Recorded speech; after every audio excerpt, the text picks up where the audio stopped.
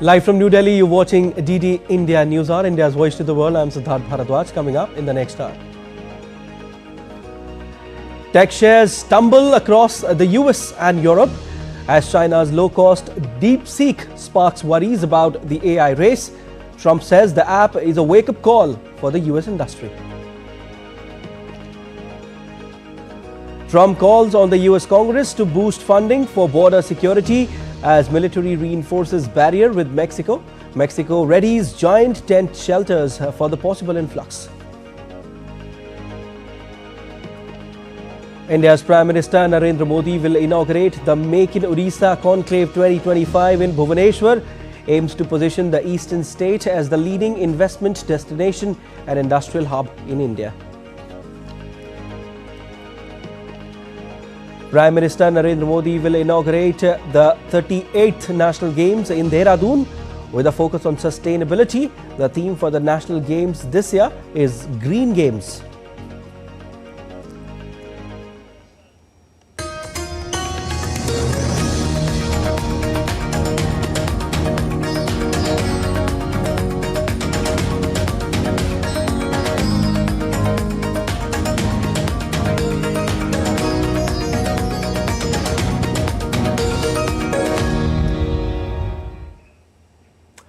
Global tech stocks slummed on Monday as Chinese AI startup Deepseek emerged as a formidable competitor. Shares in major tech firms in the United States and Japan have tumbled as industry takes stock of the challenge from Deepseek. This led the tech-heavy Nasdaq to fall 3.1% on Monday. Nvidia was the Nasdaq's biggest drag, with its shares tumbling just under 17% and marking a record one-day loss in market capitalization for a Wall Street stock. The Nasdaq's next big drag was chipmaker Broadcom Inc., which finished down 17.4%, followed by ChatGPT backer Microsoft, which fell 2.1%, and then Google parent Alphabet, which ended down 4.2%. Japanese firm SoftBank, a key investor in US President Donald Trump's announcement of a new $500 billion venture to build infrastructure for artificial intelligence in the United States, lost more than 8%. In Europe, Dutch chip equipment maker ASML ended Monday's trading with its share price down by more than 7%, while shares in Siemens Energy, which makes hardware related to AI, had plunged by a fifth. Chinese startup Deepseek launched a free AI assistant last week that it says uses less data at a fraction of cost of incumbent services. By Monday, the assistant had overtaken US rival ChatGPT in downloads from Apple's App Store.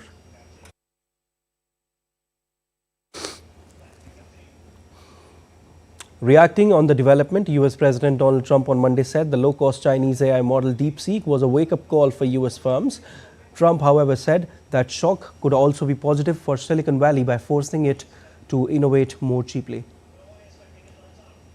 The release of Deepseek AI from a Chinese company should be a wake-up call for our industries that we need to be laser focused on competing to win, because we have the greatest scientists in the world. So I would say that's a positive. That could be very much a positive development. So instead of spending billions and billions, you'll spend less and you'll come up with hopefully the same solution.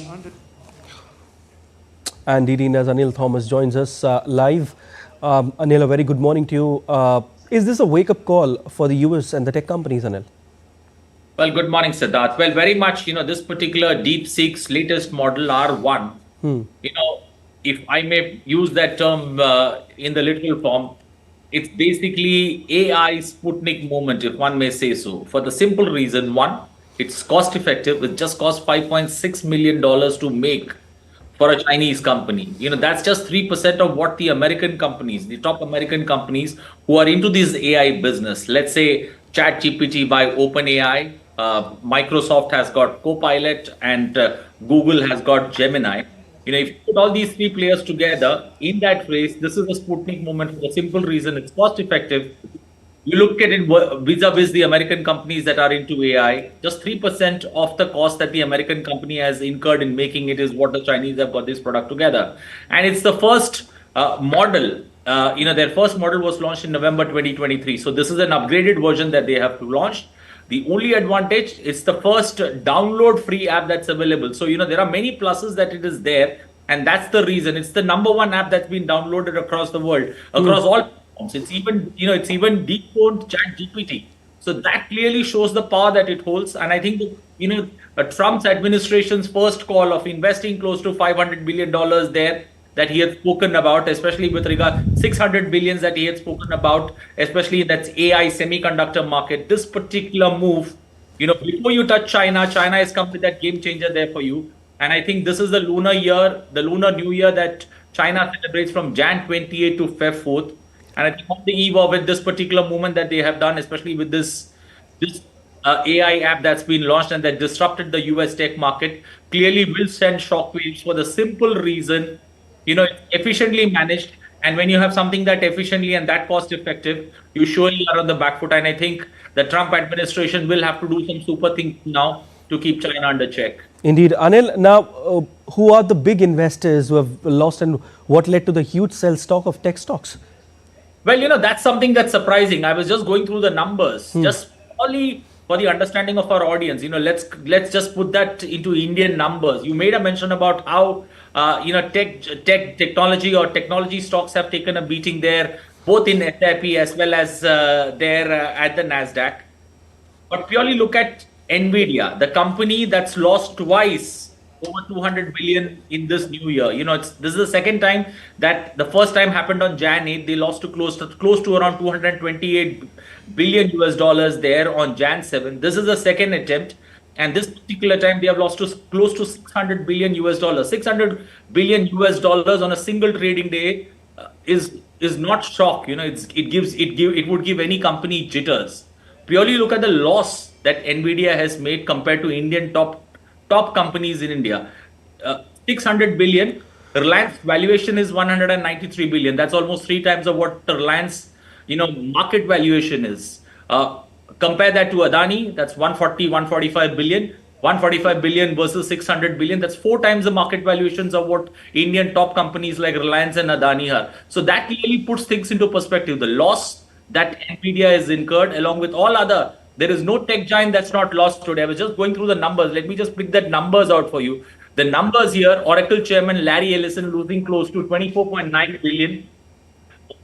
Nvidia, as I mentioned, the owner himself losing close to 19.8 billion. Dell's Michael Dell has lost close to 12.4 billion. And Tesla CEO 5.3. Remember, these are all somewhere deep down front runners to pick 50% stake if they realize the 50% stake in that company called ByteDance. ByteDance, the company that ByteDance owns, that's TikTok. So this particular, move, especially with this particular Deepseek R1 model, clearly has larger implications for the US markets, but it surely sends shivers and jitters down markets, how AI could be disruptive in a big way. All right, very quickly, Anil, what could this be connected to as the US tries to checkmate China? Well, the US has been, at least Trump has been very vocal about how he plans to keep China under check.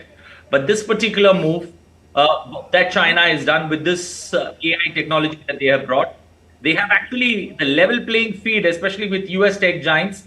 There seems to be, if there is an horizon that you see, the horizon is diminishing here.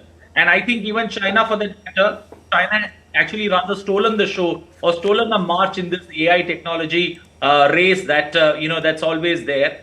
And it's also a lesson for countries like India.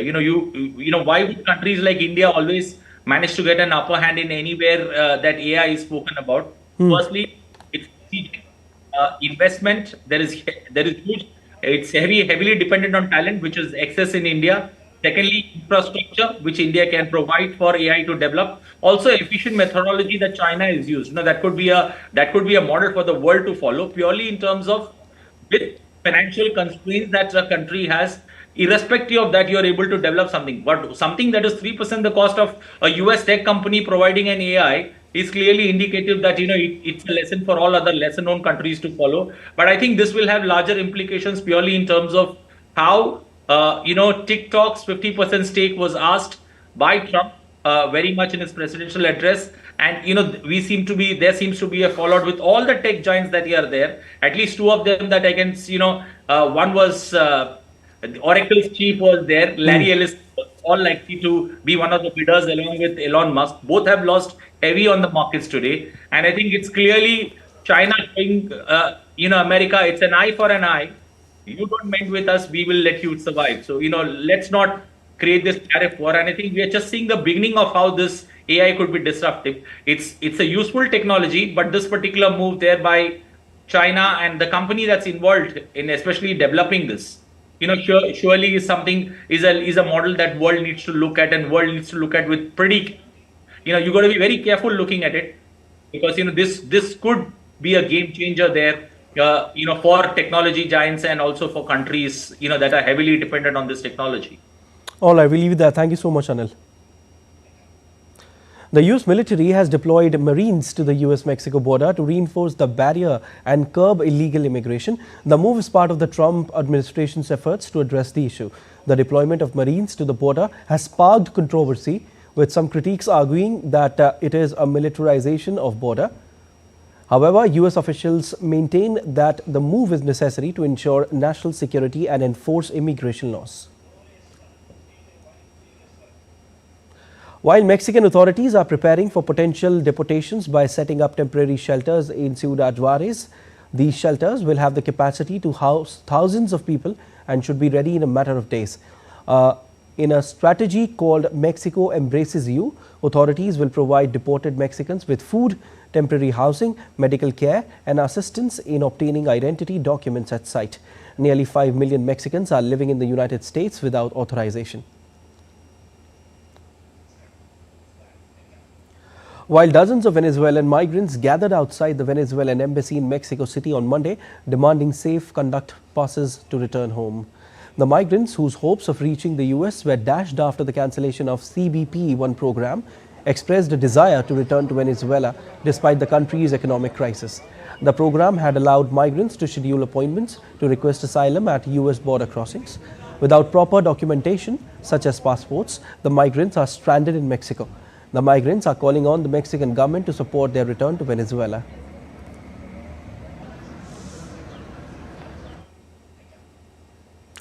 US President Donald Trump forged ahead with military deportation flights on Monday, sending another plane load of migrants to Guatemala a day after coming to the brink of a trade war with Colombia after it refused to let C-17 aircraft land. The aircraft landed in Guatemala on Monday afternoon after a flight from Texas had 64 people on board. The flight is the third to have successfully landed in Guatemala since the start of the military deportation flights last week. To date, Guatemala appears to be the only country to have received military flights with migrants. The use of US military aircraft to carry out deportation flights is part of the Pentagon's response to Trump's national emergency declaration on immigration last week. US President Donald Trump plans to sign an executive order banning transgender ideology from the military, potentially affecting 15,000 transgender service members. Trump claims that disruptive, expensive, and erode military readiness. This move reverses the policy implemented by Joe Biden, which allowed transgender individuals to serve openly. The decision sparks criticism from LGBTQ+ rights groups and comes as the US faces difficulties recruiting new personnel, potentially reducing US forces. Trump has long opposed transgender individuals serving in the military. Billionaire hedge fund manager Scott Bessent won Senate approval on Monday to become US Treasury Secretary. He cleared the confirmation vote by 68 to 29. This win has placed him at the forefront of implementing Donald Trump's economic agenda, which is already triggering global jitters. Bessent has defended the Republican president's tax cutting and tariff proposals while urging efforts to secure supply chains and the dollar's global status.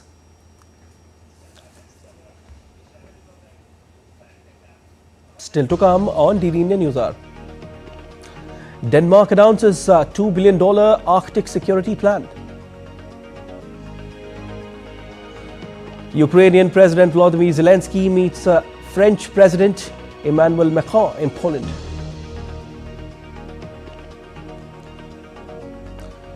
Storm Hermine triggers devastating flooding in western France. Thousands evacuated amid red alert.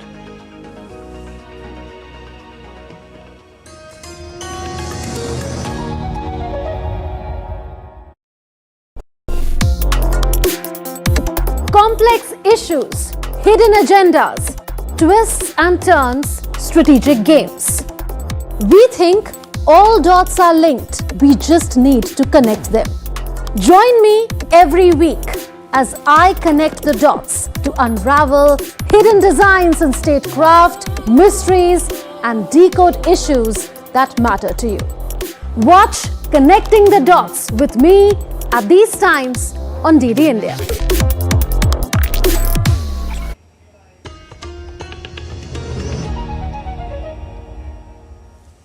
You're watching DD India News Hour. I'm Siddharth Bharadwaj. The Trump administration has put on leave about 60 senior career officials at the U.S. Agency for International Development after Washington put a sweeping freeze on U.S. aid worldwide. The administration on Saturday urged U.S. aid staff to help transform how Washington allocates aid around the world in line with Trump's America First policy and threatened disciplinary action for any staff ignoring its orders. The State Department officially announced the implementation of the freeze on Sunday. It came after U.S. President Donald Trump signed an order last Monday temporarily suspending foreign assistance program for 90 days pending reviews of their funding.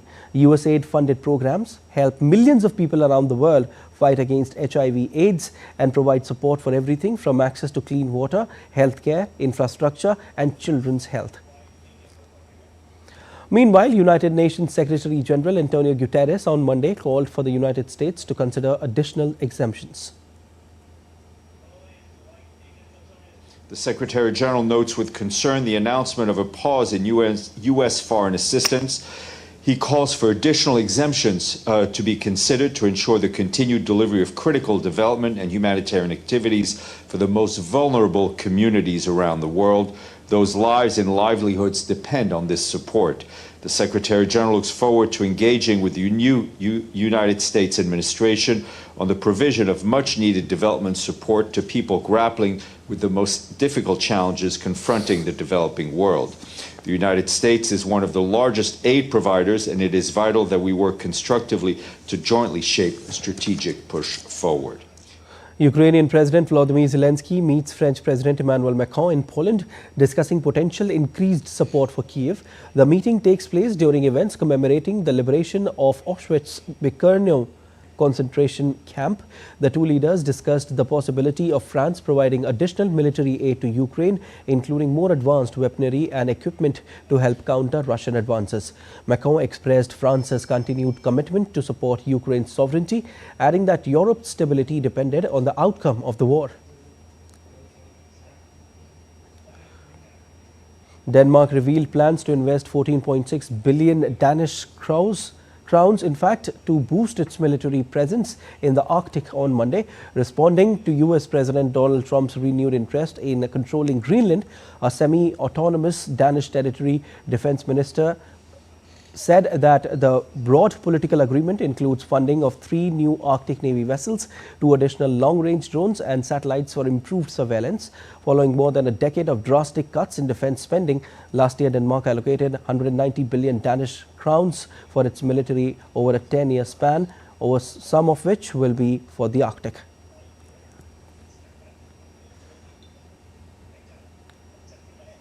Spanish Prime Minister Pedro Sanchez met with NATO Secretary General Mark Rutte at Madrid's Moncloa Palace on Monday. Rutte urged NATO members to exceed the 2% defense spending goal, citing new challenges that make it insufficient. NATO figures show Spain spent $22.27 billion on defense in 2024, the 10th largest contribution, but it amounts to only 1.28% of its GDP, the lowest in relative terms among NATO allies, while NATO figures show that the US spent 3.38% of GDP last year on defense.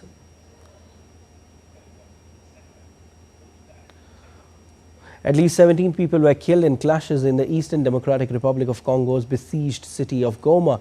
Nearly 370 were also wounded as the Congolese military fought to hold off M23 forces backed by the Rwandan army. Artillery fire and gunshots echoed across the major hub in DRC's mineral-rich east. As Kigali said, 5 civilians were killed across the Rwandan border.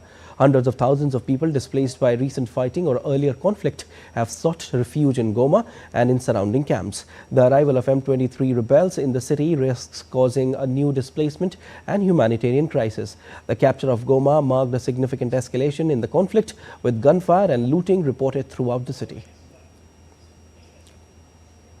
The M23 resurfaced in late 2021 after years of dormancy and began seizing large swathes of North Kivu province. But fighting with the Congolese military has intensified since early this year in the latest chapter of the internal and cross-border violence, which has dogged the eastern DRC for 3 decades.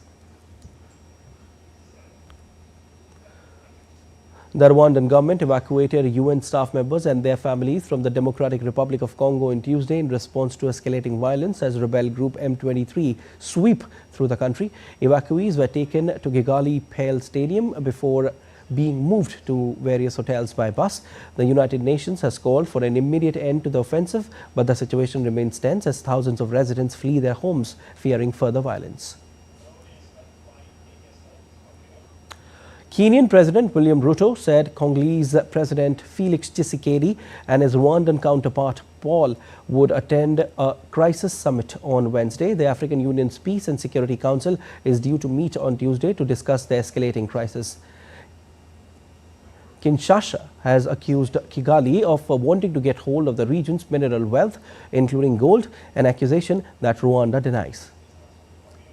U.S. Secretary of State Marco Rubio also spoke in a call with Tshisekedi and reiterated Washington's respect for the sovereignty of DRC and agreed on the need to restart talks between DRC and Rwanda as soon as possible.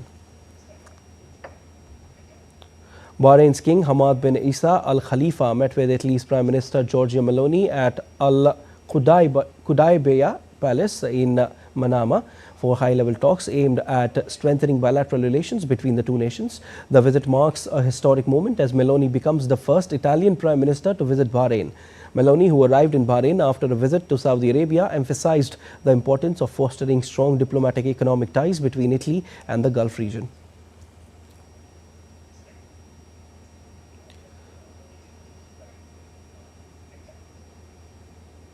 At least 5 people were killed in a shooting at a plumbing equipment warehouse in San Juan in Puerto Rico on Monday.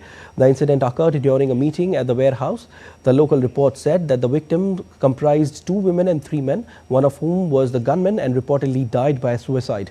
The police were seen removing bodies from the scene of the shooting as the victims' relatives mourned nearby.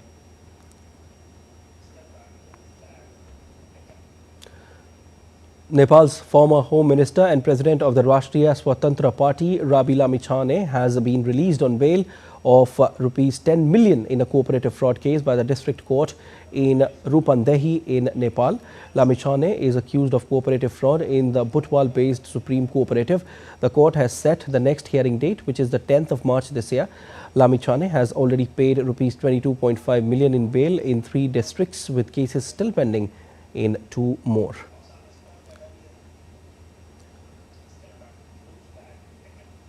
A boat sinking off Chile's southern coast resulted in death of 6 and 32 survivors. The authorities issued a statement indicating that the boat was overload capacity, lacked appropriate safety equipment, and the captain had violated protocol by not being accompanied by a trained boat operator. Authorities have detained the boat's captain, whom in fact may face manslaughter charges.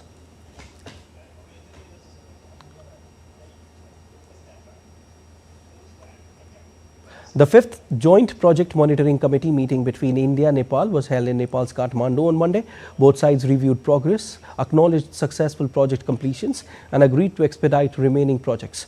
Since October 2023, India has handed over 61 projects, including schools, health centers, and cultural heritage sites, worth NPR 508.57 crore, positively impacting Nepal's socio-economic development. India committed $250 million in grant assistance for Nepal's post-earthquake reconstruction in 2015. The funds were allocated to housing, education, health, and cultural heritage sectors.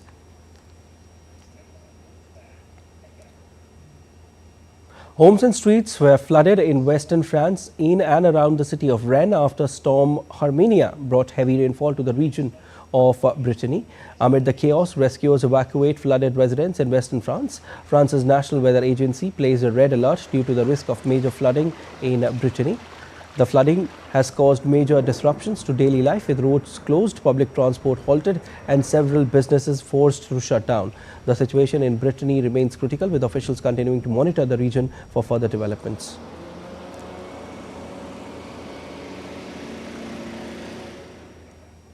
Southern California is still grappling with, grappling with major wildfires despite the possibility of isolated showers on Tuesday. The Palisades fire, which has burned over 23,400 acres, is 94% contained as of Monday. It has destroyed 6,834 structures and damaged 1,016 with 12 confirmed fatalities. The LA basin, especially coastal areas, remains under threat as firefighters continue to battle the blaze. Mandatory evacuation zones have been reopened to residents, while the huge fire is 95% contained after burning 10,400 acres, with evacuation orders now downgraded to warnings. The Eaton fire, one of the most destructive, is 98% contained after burning over 14,000 acres, destroying 9,418 structures and claiming 17 lives. Los Angeles and surrounding areas remain on high alert with recovery efforts still on. As Rio de Janeiro grapples with an intense heat wave, residents are turning to unconventional methods to find relief from the scorching temperatures. Minimum temperature reached up to 39 degrees Celsius, leading thousands of people to crowd the beaches, especially in the southern part of the city. With the ongoing heat, locals are finding new ways to stay comfortable and make it through the sizzling days. The heat in Rio turned so scorching that restaurants across the city have added outdoor showers, giving customers a chance to cool off from the sweltering heat.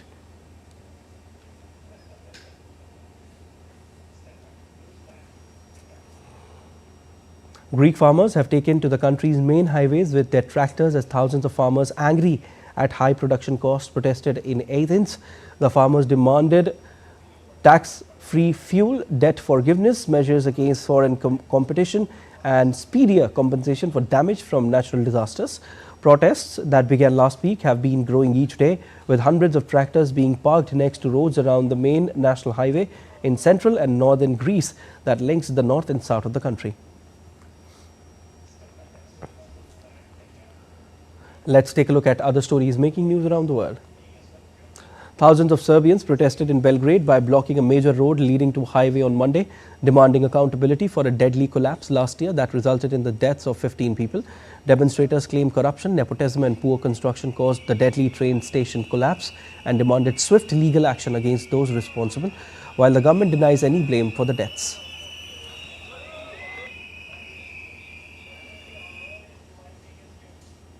UK's King Charles III laid wreath at Auschwitz during visit to the site of the Nazi German death camp to mark 80th anniversary its liberation. He also attended a ceremony at the site along with German Chancellor Olaf Scholz, Ukrainian President Zelensky, French President Macron, Polish President Andrzej Duda and many other leaders.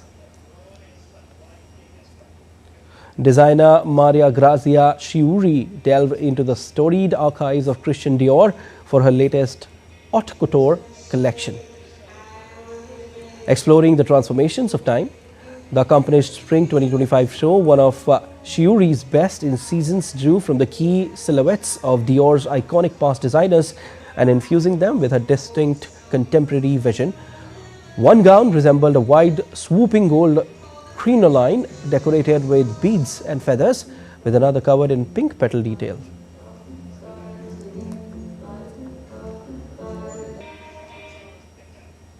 Still to come on DD India News Hour. India-UAE strengthened ties as EAM held key talks with UAE, highlighting progress at Republic Day celebration. Maha Kumbh draws over 140 million devotees ahead of Amrit Snan amid cold wave and fog. India honours the legacy of Lala Lajpat Rai, the Lion of Punjab and a symbol of freedom struggle.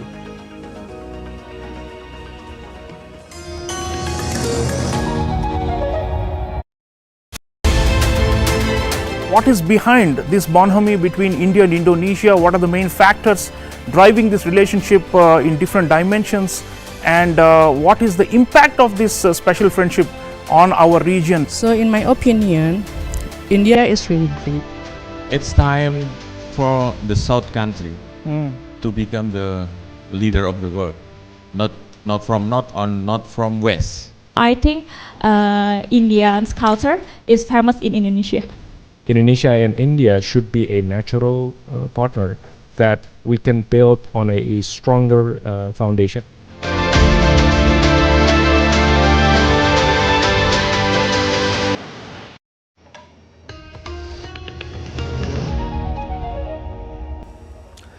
You're watching DD India News. I'm Siddharth Bhardwaj, and a quick recap of headlines. Tech shares stumble across the US and Europe as China's low-cost Deepseek sparks worries about the AI race. Trump says the app is a wake-up call for the US industry. Trump calls on the US Congress to boost funding for border security as military reinforces barrier with Mexico. Mexico readies giant tent shelters for the possible influx.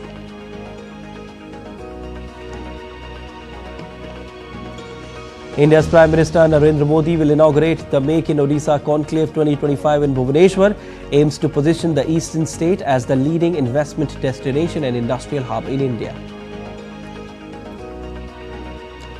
Prime Minister Narendra Modi will inaugurate the 38th National Games in Dehradun with a focus on sustainability. The theme for National Games this year is Green Games.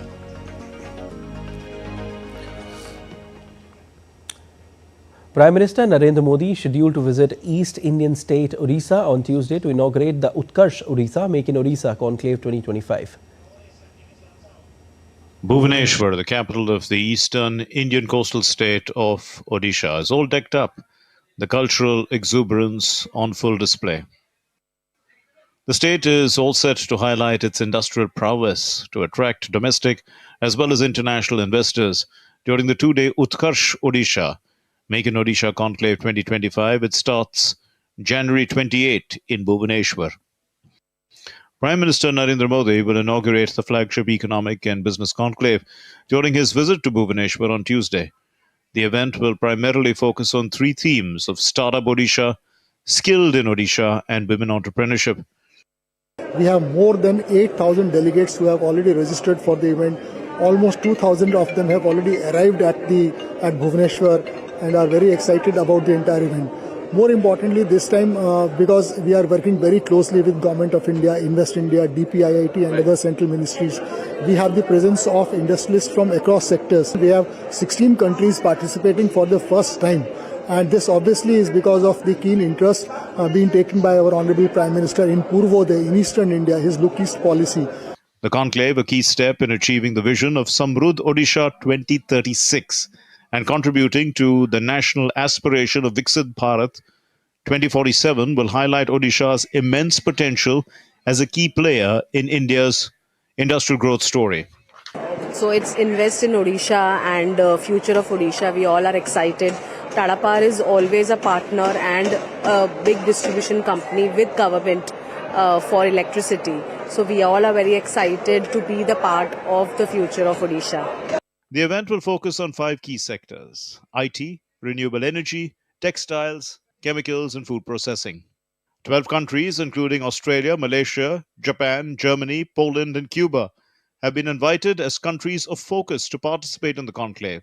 Achievements of 60 micro, small, and medium enterprises entrepreneurs aged under 40 will also be highlighted at the conclave. It will be a highlight at Utkarsh Odisha.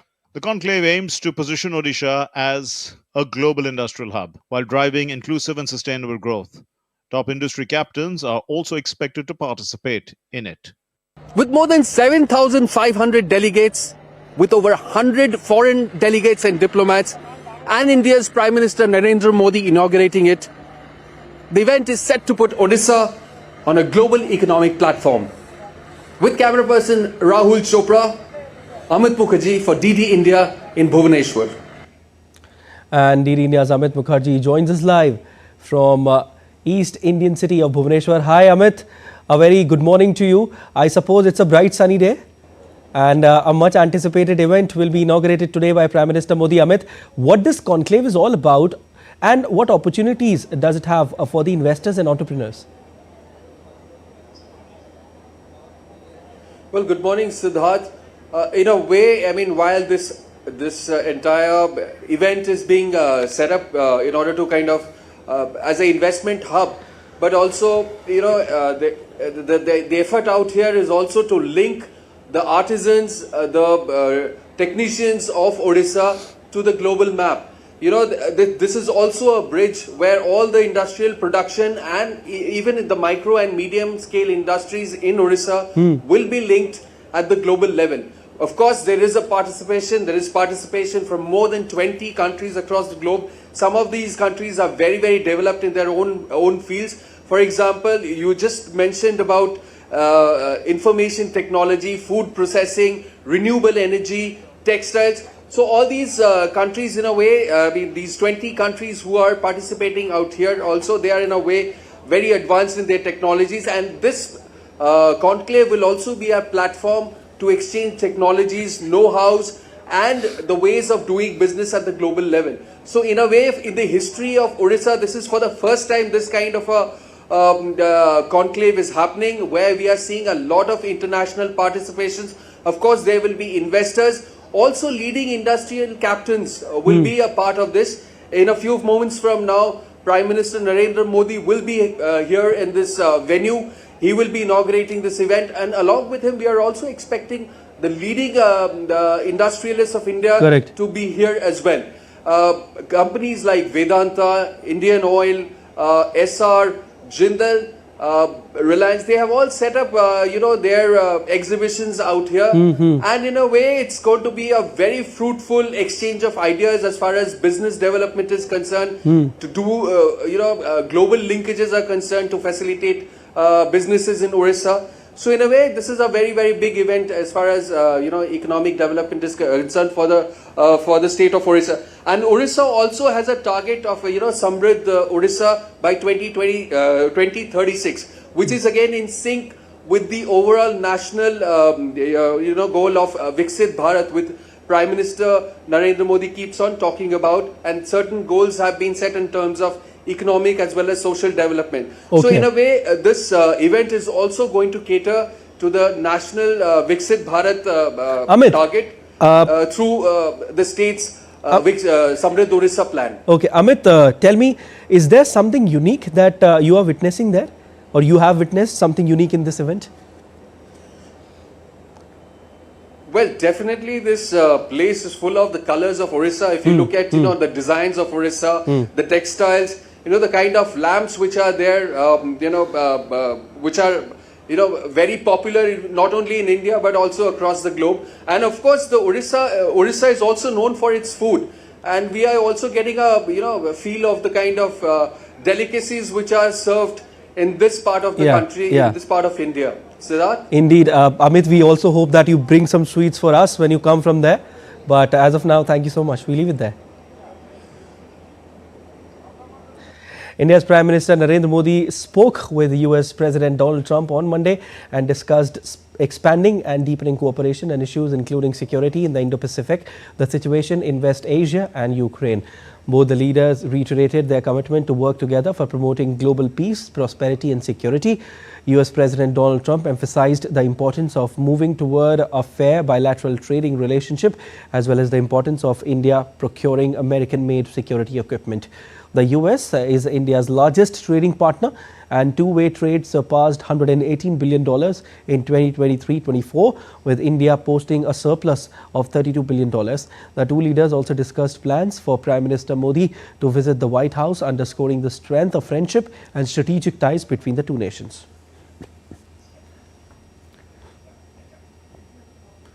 India's External Affairs Minister S. Jaishankar, who is on three-day visit to UAE, held a warm and wide-ranging discussion with Deputy Prime Minister and Foreign Minister Abdullah bin Zayed Al Nahyan. The two leaders discussed the positive trajectory of the comprehensive strategic partnership and its further expansion. They also shared perspectives on the regional and global situation. Earlier, the two leaders attended India's Republic Day celebrations in Abu Dhabi. Addressing the event, Jaishankar spoke about the transformation underway in India and a journey towards developed India. He also highlighted how India-UAE relations have developed so much in the same decade. Jaishankar also appreciated the contribution of the Indian community in UAE towards forging close relationship and shaping the image of India.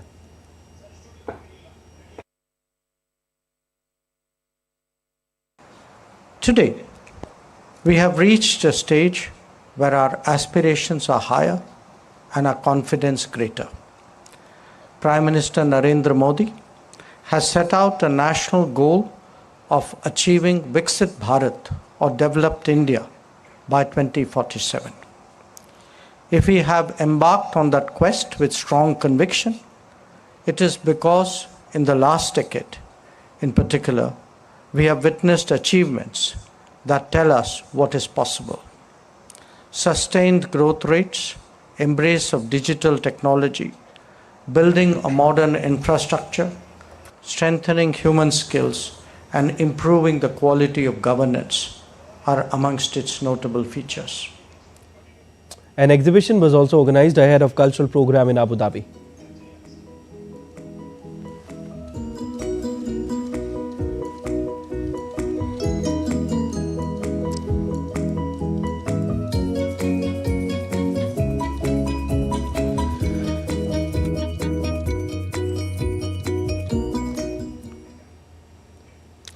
India and Oman are advancing negotiations for a comprehensive economic partnership agreement during Indian Minister Piyush Goyal's visit to Oman.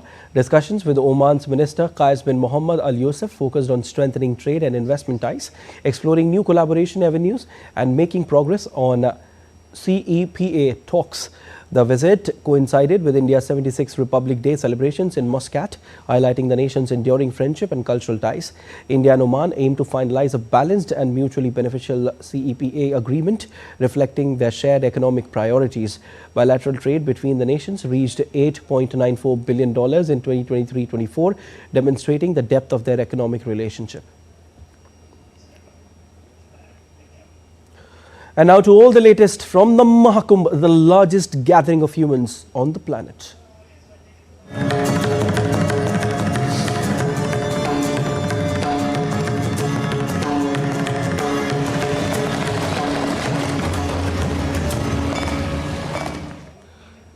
An overwhelming rush of devotees has flooded the Maha Kumbh Mela ahead of Mauni Amavasya on Wednesday. Anticipating the rush on Mauni Amavasya, the most auspicious day of the Hindu calendar, the local administration has blocked the movement of traffic towards the Mela site till January 30th.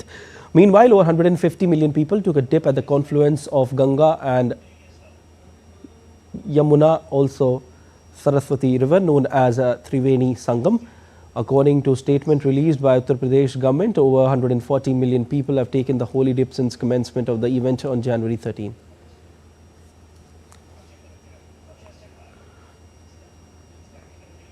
All right, and DD India's Akshay Dongre joins us live from Prayagraj. Hi Akshay, very good morning to you. First things first, to begin with, just tell us, how is the atmosphere there?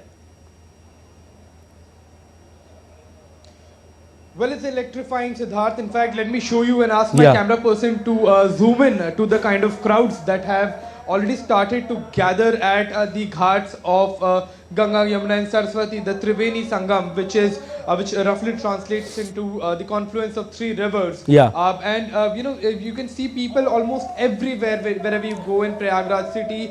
Tomorrow, the Mauni Amavasya is going to be the largest and most important day of taking dip in this holy confluence, according to the Hindu religion, as well as the belief that people have of all across the country. In fact, you can see the kind of boats that are going in the river as well. You know, people are not able to travel from one place to another via road, so they are taking boats to go from one place to another. In fact, the place where we are at, it's relatively less crowded. However, it's still, you can see people have started pouring in from all across the country and have started gathering here. All the preparations that have been made by the authorities are also getting tested because of the number of people who are getting here, people who are reaching here by roads, people are walking for several hundred kilometers as well, cycling to this place, people are coming via flights and trains that are absolutely filled. Akshay, we got to know that, Akshay, if you can hear me. At this point in time, Prayagraj is the place to be at. Okay, Akshay, if you can hear me,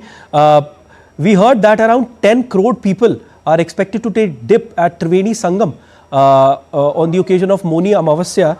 Tell us about the security arrangement, and we also heard that the vehicular movement has been completely stopped to make sure that everything goes in a streamlined manner and people are just walking, they are just allowed to walk. Confirm this to us and also tell us that, what are the arrangements that have been put in place.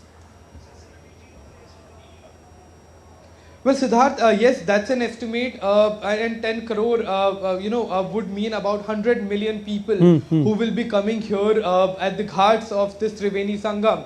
You can imagine it's larger than population of most of the countries in the world. In fact, over 95 to 98% of the countries do not have that population that will be coming here in Indeed. this city of Prayagraj, the historic city where this confluence has been taking place every 12 years, known as Maha Kumbh. But this time it is even more special. This Maha Kumbh has come after 144 years. The alignment of stars and in the astrology is also astrology and astronomy is kept in mind when the dates are final. The dates are announced. Okay, for Akshay. Maha Kumbh. So you can see the people have come from all parts of the country. People have come from abroad as well to experience this holy confluence and gathering, largest religious gathering. Akshay, very quickly, you have had a word with, you must have had a conversation with the devotees, who are coming here from all parts of the country, including international devotees and tourists. What are they saying? Well, Siddharth, let me first quickly also reply to your first question that you asked before about the security arrangements. It's very tight. The vehicular movement have been stopped indeed. There are several layers of security that have been put in place, including the Uttar Pradesh police. There are special teams that have been put in place like NDRF. There is also special forces of the Indian Army that have been deployed alongside the Definitely, Akshay. But yes, the devotees are saying that it is an experience in its own, a very sacred occasion for them to come here, and even for the international travelers who are coming here, it is an introduction to the Indian culture and the faith and the kind of beliefs that people have. Okay, Akshay, very quickly, before I let you go, have you taken dip yet? Well, we have, and in fact, an interesting fact for our viewers here.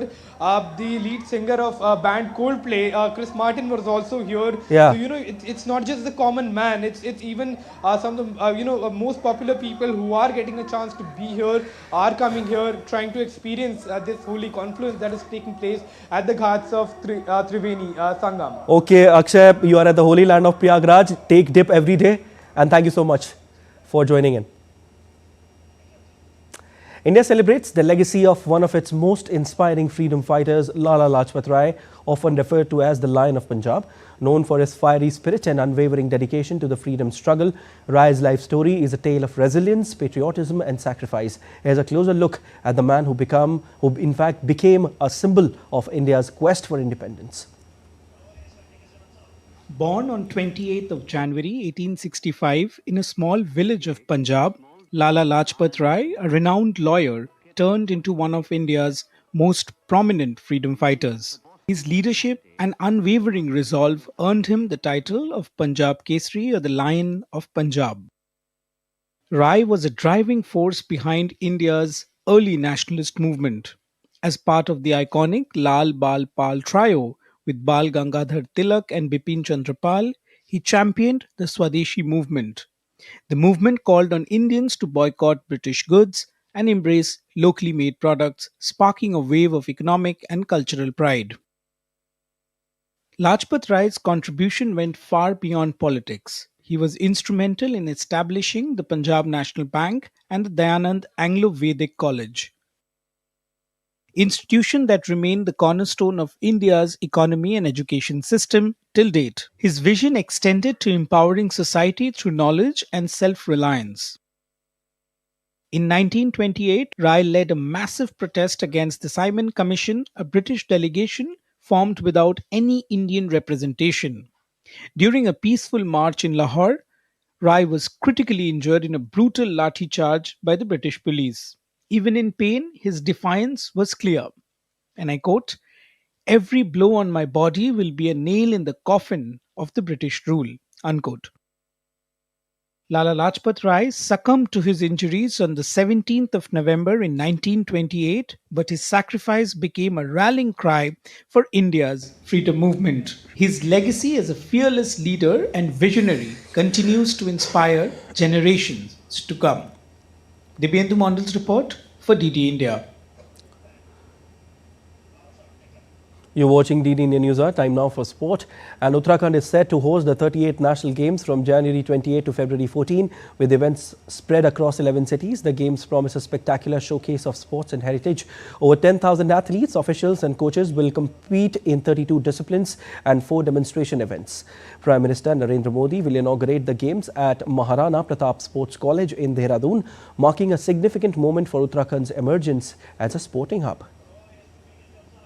Uttarakhand, the land of lofty peaks and serene valleys, is ready to script a new chapter in its journey. Known as the Devbhumi or the land of gods, it now transforms into the land of games. The state is all set to host the 38th National Games from January 28 to February 14. Prime Minister of India, Narendra Modi, will officially declare the Games open at a glittering ceremony at the Maharana Pratap Sports College in Dehradun on Tuesday. This marks a significant milestone for Uttarakhand, showcasing its emergence as a major sports destination. Like its rivers that flow through valleys, carrying life and energy, the National Games will flow across 11 cities. So National Games, we are looking really forward to, play our maximum, to put maximum effort, because usually it used to happen in 4 years. So I have played in 2015 and I was lucky enough to play in 2022 also. So this is my 3rd National Games. So I'm so happy that I could come here and play for my state. The ground, the infrastructure is also built up very nicely. And the players are getting more and more chances of playing with international players and showcasing their talents also. The Games promise a blend of modern and traditional hues. With 32 disciplines and 4 demonstration sports, Kalari Payattu, Yogasana, Malakhamb and rafting. More than 10,000 athletes, officials and coaches from states, union territories and institutional teams will compete for glory. As Himalayan peaks stand tall, a symbol of strength and aspiration, Uttarakhand is leaving no stone unturned to make the 35th edition of National Games a grand success. With more than 10,000 athletes and officials and also 11 venues, it's going to be a grand spectacle of sports in Uttarakhand. With camera person Manmohan, Narayan Singh, DD India, Dehradun. And DD India's Narayan Singh joins us from Dehradun. Hi Narayan, a very good morning to you. We just saw a wonderful report by you. You were doing your PTC from the ground. It was actually giving us a feel of how grand this particular event is. Narayan, National Games starting today, and we saw in a report that over 10,000 athletes are expected to take part. Quite exciting indeed. And what are you bringing, for us from there? Siddharth, good morning. And as you know that today the opening ceremony will take place. It's a grand event. And as in your report, we mentioned that more than 10,000 athletes are participating in this edition of the National Games. And it's a mega event. And we know that if you compare it with any international event, even if you take a look at the Paris Games where around 10,000 athletes participated, so equivalent number of athletes are participating in the National Games. So the quantum at which the games are organized, a big infrastructure is required for that. And therefore, the events are happening in the 11 cities of the Uttarakhand. And before the games, there was news that Uttarakhand is not ready to host the games. There are infrastructural hurdles. But in a record span of time, the state stood tall and defied all odds to place a world-class infrastructure in place. And when you look at the stadiums, the venues, they are the world-class. The equipments are brought from the countries like USA, France, Spain, so that the players could feel or international feel here at the Uttarakhand. And the most important thing is that the games will not only show the prowess of the Uttarakhand in the field of sports, but it will bring the athletes from all the states and the union territories.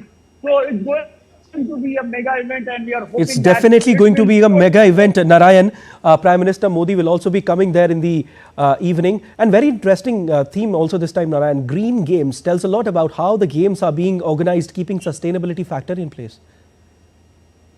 True. It's we can say that the way Uttarakhand government is working, the theme of the games is to keep it eco-friendly games, and therefore the solar panels are there on the venue so that with the help of the solar energy we can use the renewable sources of the energy, and also the water harvesting system, rainwater harvesting system is also placed at the venue so that the rainwater could be collected and when placed, and after that it could be used for the irrigation. And the material used to make the venues is also the eco-friendly, so that the nature could remain safe and there is no harm to the nature. So these are the factors taken into consideration to make the games green, and a lesson to others also, so that whenever we organize the mega events like the national games, a lot of logistic, a lot of goods, a lot of equipment is required to manage a large number of people, official athletes. So all the factors are taken into account to keep the environment pollution free, to make the environment clean and green, as you mentioned. All right, we'll leave it there. Thank you so much, Narayan. We hope that you enjoyed the event and keep sending us good reports. Let's now take you to Hong Kong. The vibrant streets of Tsim Sha Tsui will come alive on Wednesday with a dazzling celebration marking the first day of the year of the snake in true Hong Kong style. The Chinese New Year night parade promises to be a mesmerizing spectacle, brimming the rich traditions of this ancient festival.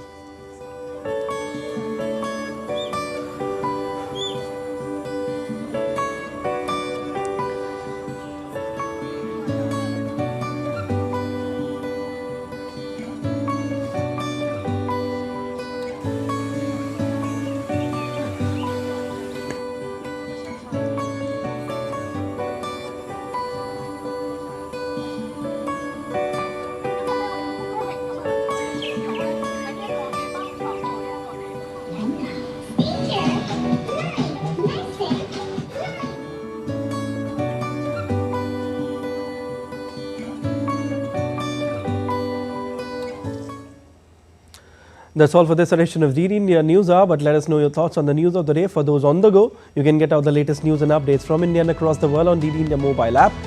The app is available on both Android and iOS platforms, and you can scan the QR code on the screen to download now. We'll be back with more news as it breaks here on DD India. I'm Siddharth Bharadwaj from all of us here in Delhi. Thanks for watching DD India News Hour.